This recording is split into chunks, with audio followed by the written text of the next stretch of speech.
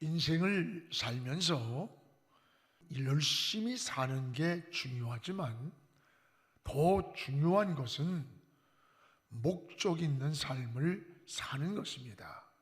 한때 릭 워렌 목사가 쓴 목적이 이끄는 삶이란 책이 세계적인 베스트셀러가 되었습니다. 사람은 무엇이 되기 이전에 무엇이 되겠다라고 하는 목적이 분명해야 합니다.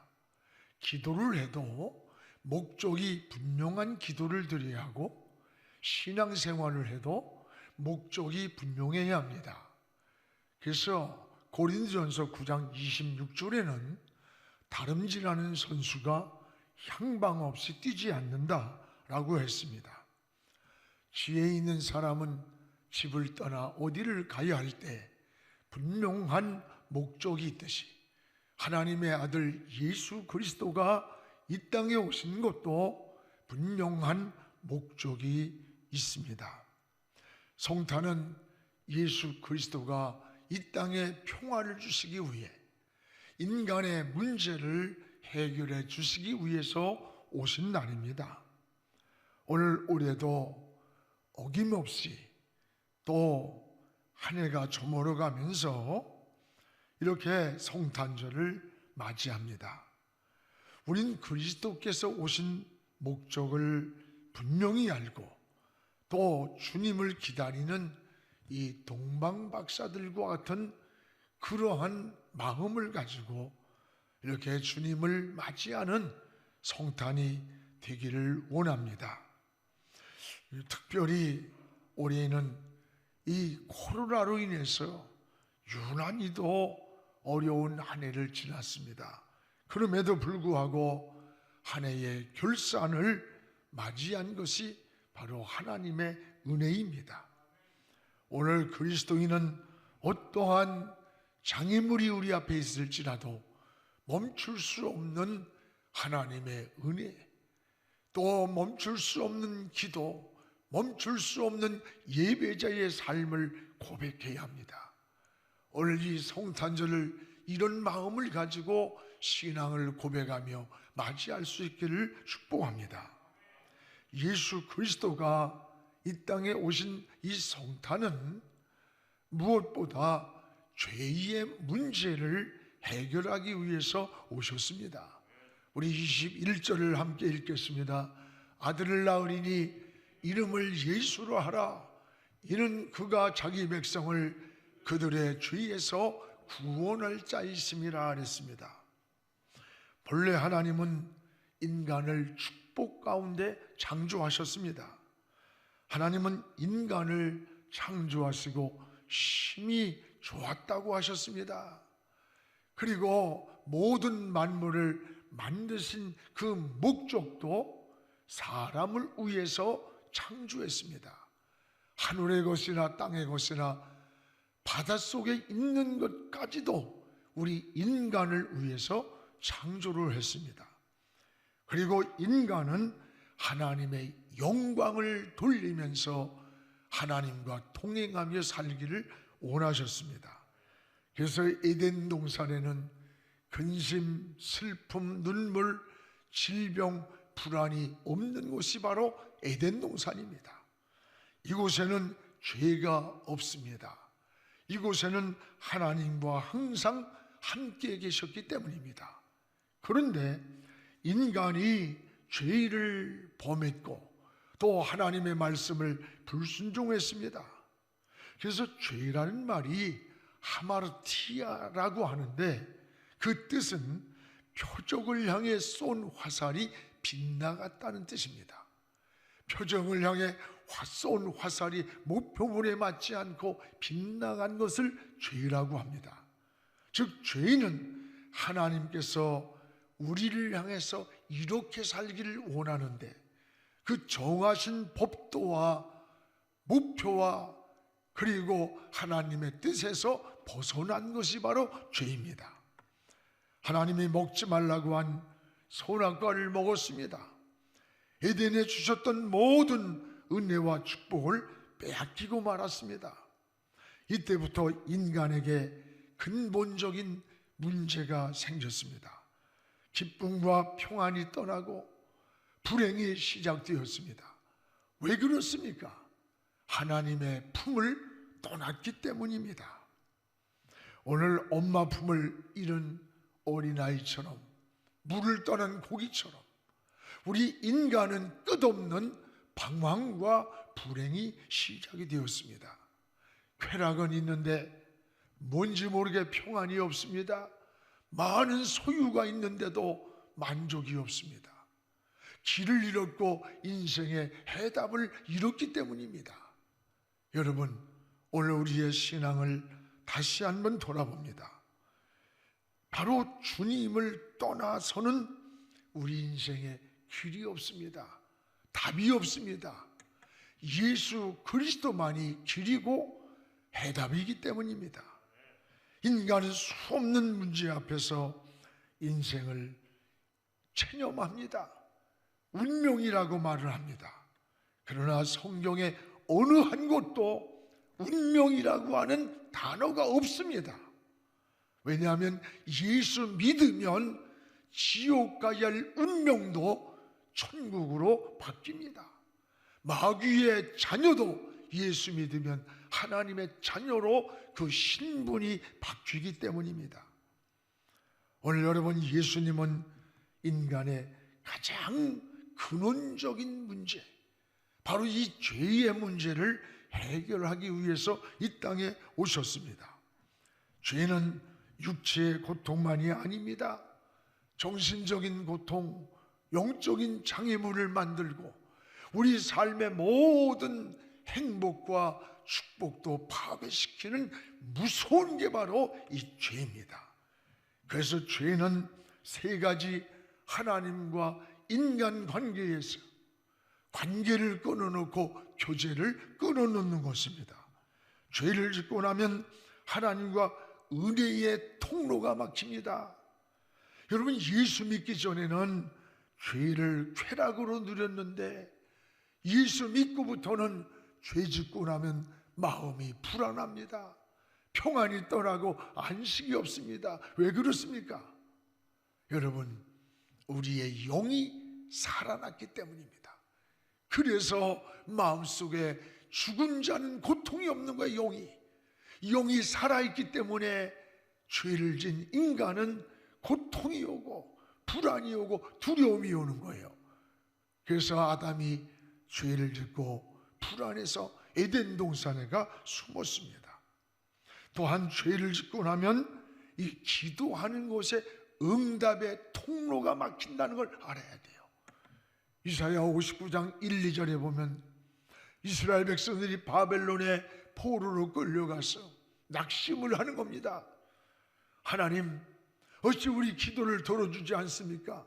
우리를 버렸습니까? 라고 할 때 이사야 선지자를 통해서 하나님은 이렇게 말씀합니다. 내가 손이 짧아서 너희를 구원치 못함이 아니다.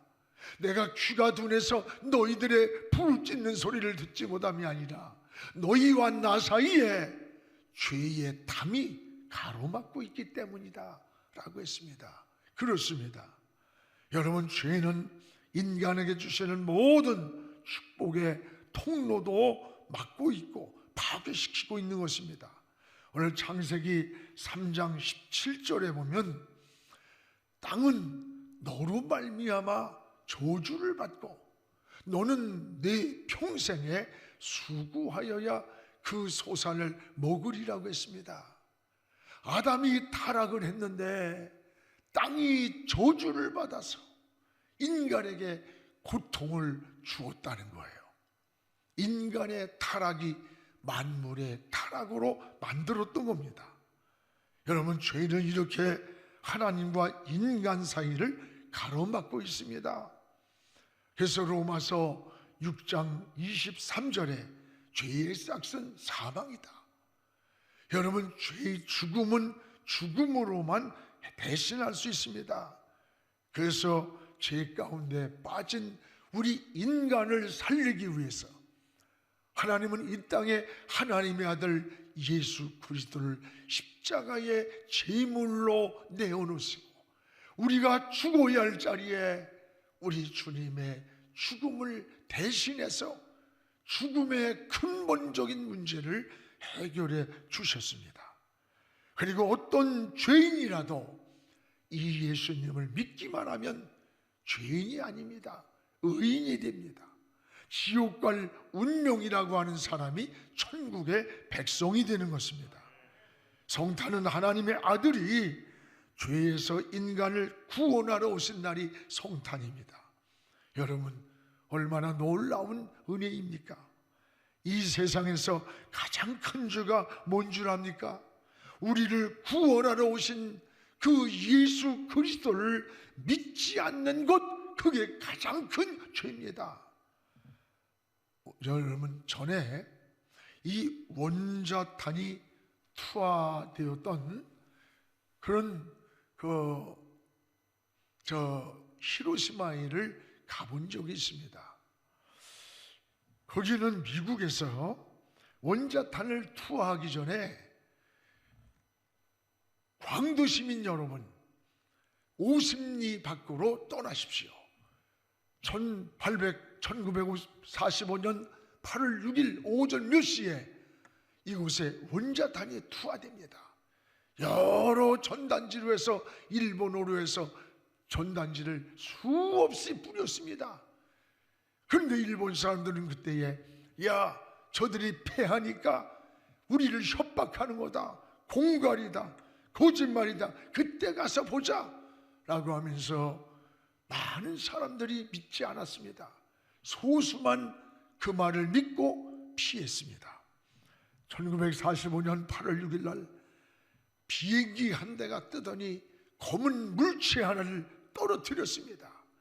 불이 번쩍하는 순간에 한순간에 30만 명이 죽었습니다. 여러분, 누가 죽었습니까? 피하라는 경고를 믿지 않고 그것을 그대로 멈춰있던 사람들이 죽은 겁니다. 여러분, 세상에는 죄 가운데 가장 큰 죄가 뭔 줄 압니까? 우리가 도덕적이고 윤리적이고 뭐 이런 것은 다 용서가 되는데 예수 믿지 않고 살다가 죽으면 그는 길이 없습니다. 답이 없습니다. 지옥으로 가는 겁니다. 예수 믿지 않고 죽은 게 가장 무서운 죄고 용서되지 않는 죄고 지옥으로 가게 되는 거예요. 성탄은 바로 인간을 이 죄에서 구원해 주시려고 오신 날입니다. 그래서 여러분, 우리가 기뻐하면서 주님을 기다리는 겁니다. 성탄을 통해 주님을 영접하십시오. 그리고 여러분의 가정에 구원의 은총을, 여러분에게 구원의 축복을 누리기를 주의 이름으로 축복합니다. 또 하나, 성탄은 하나님이 우리와 함께 하시기 위해서 오신 날입니다. 23절을 우리 같이 읽겠습니다. 보라, 처녀가 잉태하여 아들을 낳을 것이요 그의 이름은 임마누엘이라 하리라. 이를 번역한즉 하나님이 우리와 함께 계시다 함이라. 아들을 낳을 것이요 그 이름이 임마누엘이라. 임마누엘이라. 임마누엘 신앙으로 우리는 살아야 합니다. 하나님이 사람과 함께 계신다는 말이 바로 임마누엘이란 말이에요. 나와 함께 하시는 하나님, 나를 인도하시는 하나님, 나를 지켜주시는 하나님, 내 속에 계시는 하나님, 이것이 바로 임마누엘의 신앙입니다. 여러분, 성경에 하나님의 사람들의 특징이 뭔 줄 압니까? 한결같이 임마누엘의 신앙이었습니다. 그들이 승리했고 그들의 삶이 형통했고 그들이 하나님과 함께하는 삶을 살았던 거예요. 성경에 요셉이 그랬습니다.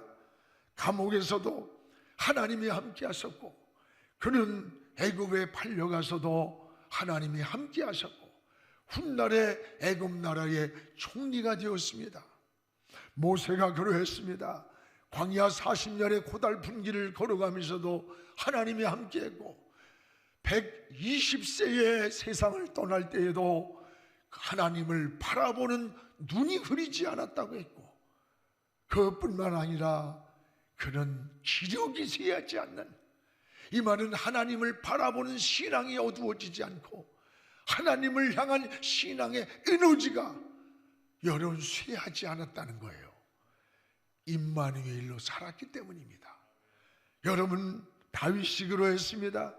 시편 23편에 내가 사망과 같은 음침한 골짜기를 달릴지라도 해를 두려워하지 아니하면 주께서 나와 함께 하십니다. 임마누엘이에요. 모두 임마누엘의 신앙입니다. 여러분, 임마누엘의 신앙보다 더 든든하고 더 힘있고 능력 있는 것이 어디에 있겠어요?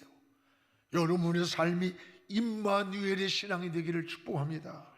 우리가 무엇을 하느냐, 어디에서 여러분 어디를 가느냐, 무슨 사업을 하느냐, 진로를 어떻게 정하느냐, 이것보다 더 중요한 것은 임마누엘, 하나님이 나와 함께 하느냐. 인생의 길을 가는데, 내가 하는 사업에, 내가 가는 진로에, 내가 걸어가는 인생의 길에 하나님이 나와 함께 하시는가? 그 사업과 함께 하는가? 나와 내 걸어가는 길에 동행하고 계시는가? 이것이 더 중요한 물음임을 우리는 깨달아야 됩니다. 하나님과 함께하는 사람이 능력 있는 사람이고 힘 있는 사람입니다. 하나님이 함께하는 것보다 더 큰 은혜가 어디 있겠어요? 하나님이 함께하시면 안전합니다. 그 길이 보호가 됩니다. 그 길이 형통한 길이 열린다는 것을 기억하시기를 축원합니다.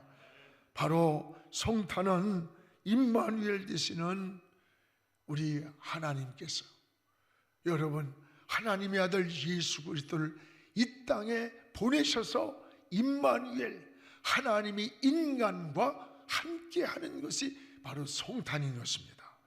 그래서 여러분, 성탄은 임마누엘 되시기 위해 하나님의 아들 예수님이 이 땅에 오신 날이에요.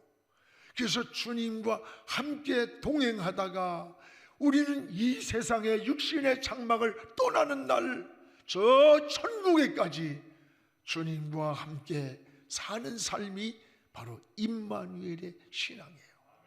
저 연세대학교 초대학장이었던 김종준 박사는 마지막 임종이 올 때에 나의 묘비에는 어떤 학력도 경력도 어떤 것도 쓰지 말고 나는 하나님과 함께 임마누엘로 살았노라. 그리고 지금 임마누엘로 저 하나님과 함께 천국에 가노라. 내 비문에는 임마누엘이라고만 써달라고 했어요. 저도 그렇게 해줬으면 좋겠어요. 사랑하는 여러분, 성탄절을 맞이하면서 여러분의 삶이 하나님과 동행하는 이 임마누엘의 삶이 되기를 축복합니다. 그러면 오늘의 성탄은 어떻게 맞이해야 되는 것일까? 오늘의 성탄은 2000년 전 말구유가 아니에요. 여러분의 마음속입니다. 여러분의 마음에 주님을 모셔야 합니다. 마음에 주님을 모실 때에 평화가 오는 거예요. 누가복음 2장 14절에 지극히 높은 데서는 하나님께 영광이 되고 이 땅에서는 하나님이 기뻐하시는 사람들 중에 평화라고 했습니다.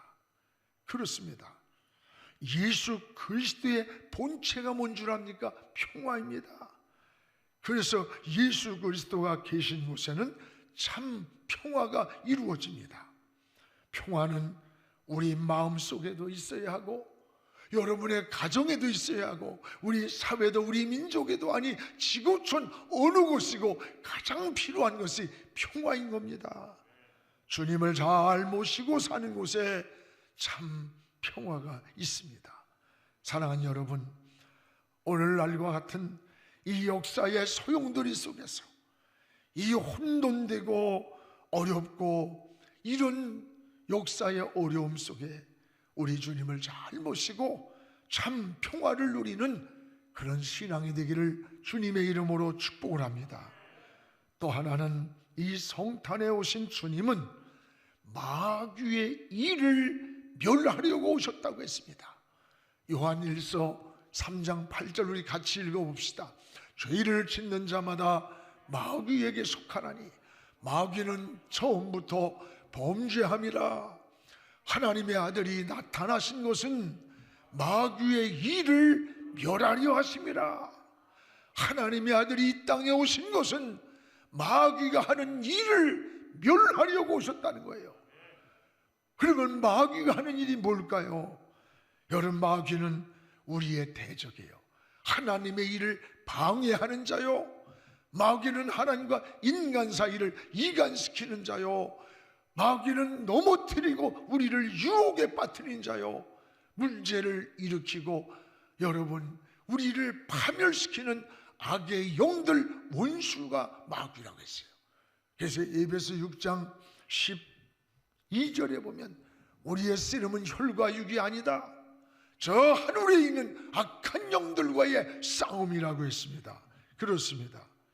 원수 마귀는 에덴 동산에 들어가서 아담의 축복을 파괴한 자예요. 또 여러분, 가인의 이 마음속에 들어가서 분노를 일으켜가지고 동생을 죽이는 인류 최초의 살인을 만든 자가 그게 마귀예요. 유다의 마음속에 들어가서 자기의 스승마저 팔아버리는 이 탐욕에 부르잡히게 한 자가 사탄 원수 마귀예요. 그렇습니다. 여러분, 우리는 마귀는 우리의 약한 곳을 너무나도 잘 압니다. 지금도 공중권세를 잡고 끊임없이 우리를 파괴하고 우리를 유혹하고 우리를 이간하고 있다는 것을 알아야 됩니다. 지금 코로나로 인해서 뭐 어쩌고 저쩌고 하지만 영적으로 보면 여러분의 신앙은 미끄러지고 있고 믿음은 잠자고 있지 않습니까? 예비의 삶은 무너지고 있지 않습니까? 아닙니다. 우린 코로나가 아니라 이보다 더한 것이 우리에게 있을지라도 멈출 수 없는 은혜를 향해 나가야 합니다. 멈출 수 없는 기도를 드리고 멈추지 않는 예배를 드릴 자의 삶을 살고 멈추지 않는 믿음의 삶으로 나가는 게 이게 승리하는 길입니다. 원수 마귀는 우리의 약한 것을 너무 잘 알아요. 우리 힘으로는 원수 마귀를 이길 수가 없습니다. 그래서 하나님은 일방적으로 우리와 의논을 하지 않으시고 하나님의 아들 예수 그리스도를 이 땅에 보내주셨습니다. 바로 이 날이 성탄입니다. 이 날이 바로 예수 그리스도가 오신 날입니다. 여러분은 이런 성탄이 여러분 이렇게 기쁘고 좋은 날이고 감사한 날이고 이 은혜를 고백해야 되는 거예요. 우리 집사람이 제가 요새 아주 이게 기억력이 없는 걸 알고 생일을 와도 집사람 생일을 내가 모르고 지나가니까 달력에다가 2달 전서부터 동그라미를 해놓고 일주일에 한 번씩 이 날이 무슨 날인 줄 아느냐 자꾸만 표시를 해줘. 자기 생일날을 잊지 말고 좀 기억해 달라는 거죠.